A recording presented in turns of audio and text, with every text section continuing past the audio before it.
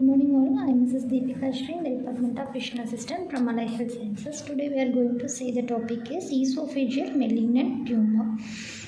And the tumors are classified into two types. One is benign and another one is malignant. The benign is non-cancerous and the malignant is cancerous cells. Now the definition: cancer that form in the tissue lining in the esophagus, that is the muscular tube throat from food passes from the throat to the stomach. There are two types of the cancer cell. One is squamous cell carcinoma, another one is adenocarcinoma. The adenocarcinoma is the benign in a cell of mucus secreting glands in the esophagus. The squamous cell are flat, thin cells that lining the surface of the esophagus. Another some of the types of there, one is esophageal cancer include small cell carcinoma, sarcoma, lymphoma, melanoma and choriocarcinoma. These are the four type of cell. First one is basal, another one is squamous cell, another one is melanoma, last one is Merkel cell. Yeah, if you are view through endoscopy, the cells are like this only.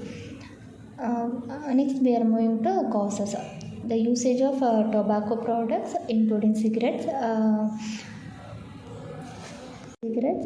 cigars, pipes and chewing tobacco. It is the major risk factors for the esophageal cancer.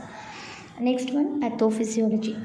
First, due to any cause, the reflux will get affected. Gastroesophageal reflux get affected. It can flow back the food from the stomach to esophagus, and which leads to metaplasia. Metaplasia is the starting of the cell dividing in an abnormal state, which leads to low-grade dysplasia. If it is not treated in this stage, it can lead to high-grade dysplasia, which leads to adenocarcinoma. The cells are turned into the cancerous cell.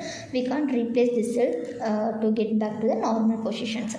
Next one, signs and symptoms. Difficult and pain while swallowing food and drinks, and pressure or burning feeling in the chest, indigestion or heartburns, nausea and vomiting, choking on food frequently, unexplained weight loss, coughing or voice hoarseness, pain behind the breastbone or in the throat. These are all the main symptoms of the malignant tumor, esophageal malignant tumor. And some of the risk factors are also there.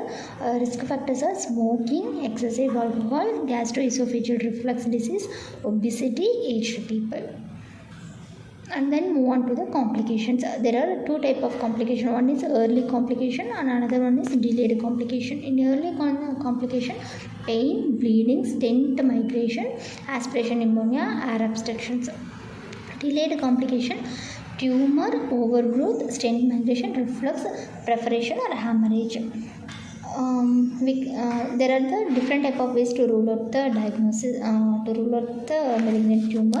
First one, proper history collection and physical examination and lab diagnosis or the blood cultures and saliva and mucus histology also. And then imaging diagnosis or barium swallow, study, endoscopy, biopsy. During endoscopy, a flexible tube equipped with a video lens, that is video endoscope, down the throat and into the esophagus, using the endoscope looking for cancerous or area of the irritations.